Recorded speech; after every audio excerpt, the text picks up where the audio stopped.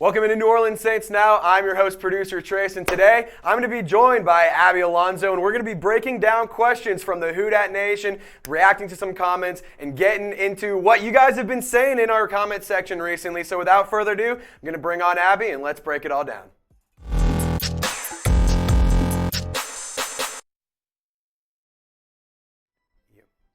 All right, welcome into today's show, guys. I got Abby with me. We've been getting a lot of comments saying you guys want to see more of her, so had to get her back. So if you guys want to show her some love, Abby, let them know where they can find you before we get things started. I'm on Twitter at Abigail_Alonzo, two B's, can't forget the second one. And on Instagram, the same, but with no underscore, Abigail Alonzo. Hit me up. Let's talk some Saints football. Let's do it. Like we're going to do today, huh, Trace? Oh, absolutely. I'm really excited to get into it. It's been long overdue. So, without further ado, let's get in after it. So, Elaine Carr, first question or first statement. If Winston is still not healthy, let Taysom be the quarterback because Andy Dalton isn't going to make it as a quarterback. So, Abby, kind of what are your initial thoughts on this first question? The first name I see is Winston, and let's talk about Jameis Winston. Absolutely. Because he's not 100%, right? But he hasn't been 100%, and he's a lot of times not 100%. But you tell me, you look at any football player in the league, and you tell me if they've been 100% through every season. Exactly. The majority of the guys on the field are not 100%. Mm-hmm. They might be close to it, but they're not. Mm-hmm. So what I'm saying here is, why are we holding him out because he's not 100? Obviously, what we've got going on right now is not working. Andy Dalton is not getting it done. He's trying, it's not happening. Yeah. Why are we putting the same guy in over and over and over again and expecting different results? Mm-hmm. We're getting the same thing. So when do you switch things up? Taysom Hill, I hate to say it, but he's not the answer. No. He's not a quarterback. He's an athlete. There's a difference between a quarterback and there's a difference between an athlete. He can throw the ball, but he's not our long-term answer. Absolutely. So, yeah, maybe get him back there for a couple snaps like we do, but he's not the answer. I think you put Jameis Winston back in. And if he's not healthy, he's not healthy, because I think it's safe to say we're going to be looking for a quarterback. Yeah. Coming in, right? We're looking for a new franchise quarterback. Mm-hmm. So why don't we use who we have now instead of worrying about his health for the future when we know we're going to change things in the future? Let's put Jameis back in. And I think a lot of people expected to see that this week, and when it didn't happen, we were confused, Trace. Yeah, and that was my first reaction. I mean, you saw me in the office. They said Andy Dalton starting. I dropped my phone, head in the hands immediately. I'm like, well, there we go. And my whole thing with, I don't mind the idea of throwing in Taysom Hill at quarterback, but like you said, we've all been saying this entire time. He's an athlete. He's not a quarterback. He's a football player. And he's a damn one good at that. But he's not a quarterback. Yeah, he can throw the ball. Yeah, he can move the ball downfield. I think, though, that his best use is in the role that he is but if they actually use him. Because Dennis Allen, Pete Carmichael, and we're going to get into that, have not been using him whatsoever in the right ways, and it's extremely frustrating. It's extremely hard to watch it happen. I'm tired of seeing this kind of crap happen. I've said it, put the ball in your playmakers' hands. Taysom Hill makes plays. Every time that they've won, the 3 wins they've had, he has had multiple carries, and one game that he didn't have multiple touchdowns. Or a touchdown. So, I don't know. Like, why would you not start Jameis? He's hurt, like you said, but outside of like a banged up offensive line, what do you have to lose? Well, and my question was, at the beginning of the week after the loss, Dennis Allen straight up said, we don't know who we're going to start. So he thought about it. Yeah. He thought about it. And then suddenly he's come to the conclusion that Jameis isn't healthy. Yeah. We already knew that. We've been knowing that for weeks. So why is that your excuse now? Why did you think about it and then you went back? Come on. And then on top of that, a couple weeks ago was saying that Jameis was actually good to go. They were starting Andy Dalton. He was off the injury performance reasons. And then now Jameis isn't even on injury list. He's not on injury report, not on IR. He's healthy, but not healthy. But what is it? Right. So what's going on here? Answers. I need answers.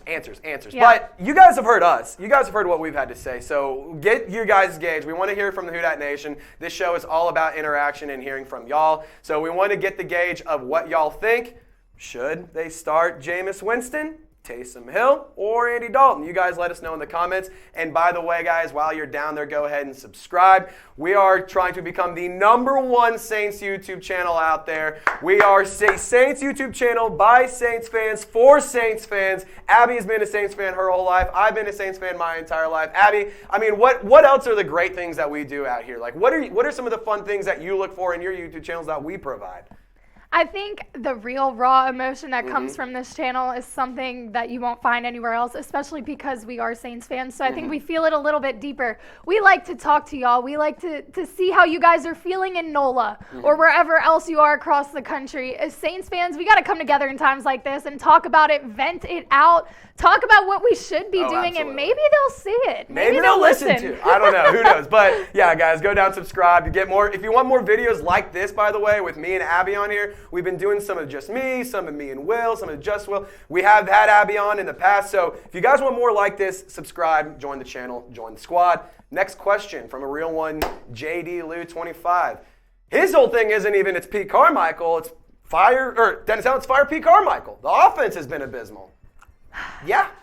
I don't want to say fire him like off the bat, like because he's been injured, but the play calling has been abysmal. I think, yes. I think we're not using what we have. And granted, yes, we've got the injury issues. We're hurting ourselves. We still lead the league in turnovers with 19. We're up there in penalties. I think, what did you say? It was 72? We're tied for third most in penalties. For 600 yards? Yeah, we have 600 yards worth of penalties this season. Come on. So when you're doing that kind of stuff, everything's adding together. So yeah, the play calling is not great, but there are a lot of other aspects that are going into this. However, as a professional, your full-time job is to call plays. It has to be clean. And not even call good play, like smart plays. Like why are we running the ball and throwing screens?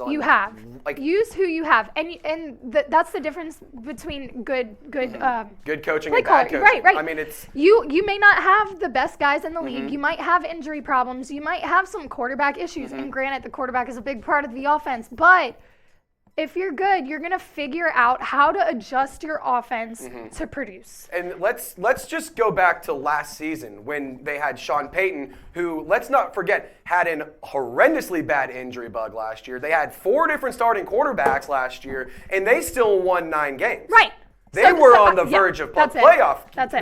They only missed the playoffs. I mean, obviously they should have won more games, but they missed the playoffs up to a decision by the 49ers-Rams game at the very end of the season. And the result of that is the reason they didn't make the playoffs. So it's a joke that this team is not performing. I mean, let's be realistic. This roster is better than last year's. Yeah. It really is. Why are they underperforming? Roster. The only big thing you lost is Sean Payton. Well, that's you got a big Michael thing. Thomas that's back for a couple right weeks. There. You got when they're healthy. Yes, this team is quality. It's a good team. You can't deny the fact that they're banged up by injuries. But I mean, how long are we going to let the injuries be the? It's not an excuse. Excuse, exactly. It never should be an excuse. Play calling has been bad. There's been no tackling. There's been no accountability. I mean, honestly, should the Saints just clean house? I don't think so. But like, DA, you got to, as the head coach, you got to step up and be like, I don't know. I'm obviously not in the locker room, but you can't. How are you gonna keep letting the same thing that doesn't work keep going? Like if you keep doing the same thing and it doesn't work, that's called going insane. No, that's literally yeah. Come on. I think we need a come to Jesus moment. Yeah. I thought we had it before the Raiders game. When Sean and it worked for the 1 week, and guess who ironically just came out, was in the locker room giving a pregame speech or a speech to the team before the game? Sean Payton. And guess what they did? They shut out the Raiders. I think it's very clear what we're missing. Bring back Sean Payton. Bring him back. If only we could. I know. Hopefully he does. But it's not about Sean Payton right now. It's about Pete Carmichael. We wanted to get you guys engaged. Do you guys think that the Saints should go ahead and fire Pete Carmichael, or should they keep him around? We want y'all to weigh in. Go down in the comment section. Let us know your thoughts. And next question coming in from Weekend at Biden's. Woo! Woo!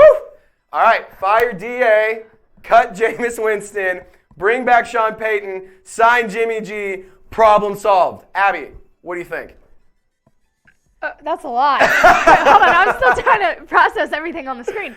Okay, fire Dennis Allen. Guys, I think I've finally gotten on board here. I tried to give him grace. I really did. But when you are 11-35 as an NFL head coach, and there are no signs of anything turning around this season, you're not doing anything different. You're sticking by your old decisions and not really giving an explanation as to why you're not changing anything. It's time. These guys, it's not a good click.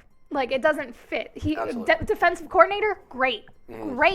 Head coach, no. I think there's something more you need as a head coach. Exactly.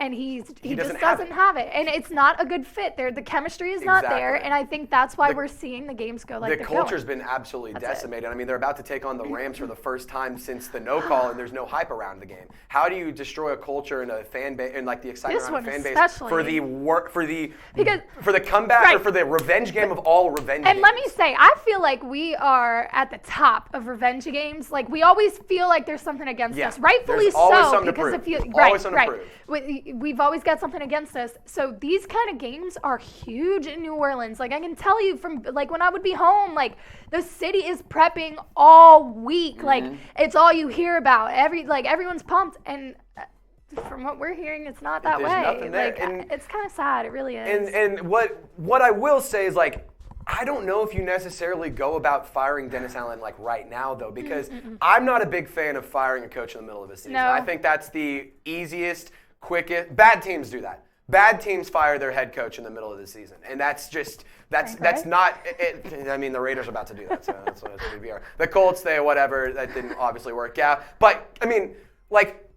How are you going to try and continue to build a culture? How are you going to try and continue to build off of a winning culture when you're one of the most winning programs winning NFL programs in the last 10 years? And how are you going to go from that to this team is a joke? Nobody's excited. Nobody wants to watch the games. It's hard. And like, is Jimmy G the guy who is he somebody who could come in and fix the problem? Is he somebody who could come in and make things happen? Well, I will say he wins games. Yeah, he had a crazy offseason, right? That's all you heard. And Trey Lance is there. He gets hurt, and look, here's his spot, and he came through. He's come to. Is he the best quarterback in the NFL right now? No. Is he doing his job? Yeah. He's doing exactly what he needs to do to get his team wins.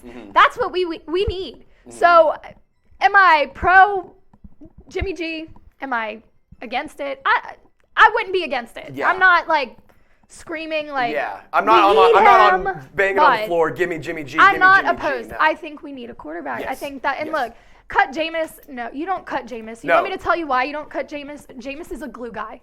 Jameis is here for more than throwing the football. Jameis is here to keep the morale up in the locker room when you're losing every game. Jameis is here to bring a deeper meaning to Saints football. Yeah. Jameis is a character morale guy. Absolutely. So you don't cut him. Is he a backup? Maybe. Yeah. Maybe so, but you don't cut him. But and like you said, he's a phenomenal culture guy. He's a locker room guy. When the morale is down, like right now, this is when you need Jameis Winston. When the morale is down, there's not a lot of hope. There's doom and gloom, and that's all you got looking forward. You lean on a guy like Jameis Winston who has the energy, who has the charisma, who has the swagger and the fun to make that happen. Yeah. Why would you not lean on him? You got to make that kind of thing happen. And let me say this, the Saints, if you look over the years, when they are having fun and cutting up and dancing in the locker room and that culture, that New Orleans feel with the bounce music is playing and Choppa style and all that kind of stuff, when that stuff is going, you see success. You see a different team. You see a different team. Jameis is on that boat. Jameis stays around for that reason. Absolutely. And so, guys, we want to ask y'all this. We want to get y'all's information on what y'all think. Who do you want to be the quarterback in 2023? Whether it's somebody out of the draft, a trade this offseason, free agency, let us know. If you want it to be Jameis Winston or I don't know why, but maybe Andy Dalton. But let me know, guys, who do you want to be the quarterback for the New Orleans Saints in 2023? And we're going to round it out today for my question from Real One, Kenneth Fox. This season was scrubbed. End game hope is we get Eric Bieniemy and the Tennessee quarterback Hendon Hooker, also a first-round pick for Sean Payton if he returns to coaching. Abby, do you think that the Saints will get a first-round pick for Sean Payton? I don't think that happens. I don't think so either. Excuse me. I think, like you said, we were talking earlier about how it happened with Josh Gruden. I don't think that's very common, and I don't think it's very realistic. As much as I would like to say, like, yes. Yeah. I don't think that would be really and like the John out Gruden, of pocket. And a lot of people are referring to the John Gruden trade because the Gruden trade was like this insane package. It was like a couple first-round picks, a couple second-round picks, and like $7 million in cash or something. And like you're just not going to get that. The Saints aren't going to get that. Yes, Sean Payton is one of the greatest coaching minds in modern NFL history, probably, and you can make an argument over all time. I would say, though, you're not going to get that from him because, one, he's a year removed. Two, teams don't give up that kind of those kind of assets like that anymore. That just doesn't happen. And wherever he goes, they have to have those assets to give away. That's also the thing. Are they going to give away some of those assets in order to get Sean Payton away? However, Hendon Hooker, we kind of talked about this. Abby. I like Hooker. I think he could come in here, and I think he could fit. I know a lot of people are concerned with his age. Yeah. He's older, 25? Yeah. Yes, that is a valid concern. A lot of people in the NFL is always looking at people's numbers and age, I'm talking. And I think at this point, with what we're seeing at our quarterback depth right now, we don't have the room to be picky. So if he's 25, but he can chuck the ball downfield and win games, bring him on in. Hooker, let's go. If he can slang that MF rock, I don't care. Get him in here. Put him on black and gold and get him the hell in here. Yeah, I think we don't have the room to be picky. No, absolutely And what he's doing over in Tennessee, It's incredible. This is the best season they've had since the 90s, since before I was born. This is the best season I've ever seen Tennessee have. It's truly incredible. It really is an awesome thing to see. I'm just like you, and we have to kind of get Eric Bieniemy. Kind of quick thoughts. What do you think about Eric Bieniemy possibly coming in as a coach? Like you said, you like him, but you don't know why he hasn't been hired yet. So that's that there's concern. something there. There's something there. There's I know there was a DUI in the past, but he's had multiple head coach interviews. I don't think it's a bad hire. There's rumors of him and Patrick Mahomes kind of getting into it on the sidelines this season and stuff. But why hasn't he been hired yet? I don't know. It's just. Bottom line, something's got to change. Absolutely. Something's got to give. Absolutely. Abby, one more time, let them know where they can find you. Let them know what you got going on. Abigail Alonzo, 2 B's, no underscore on Instagram, underscore on Twitter. Hit me up. All right, cool. And guys, I'm going to be at Girouard48 on both Instagram and Twitter. Give me a follow. I'm going to be in New Orleans for the game this weekend, so give me a shout. Let me know if you guys are down there. Love to see you guys. But guys, show some love to Abby in the comments. Be nice. She did. She was very excited to come out here, and we want to have her back, so let us know if you guys want to get more videos with Abby.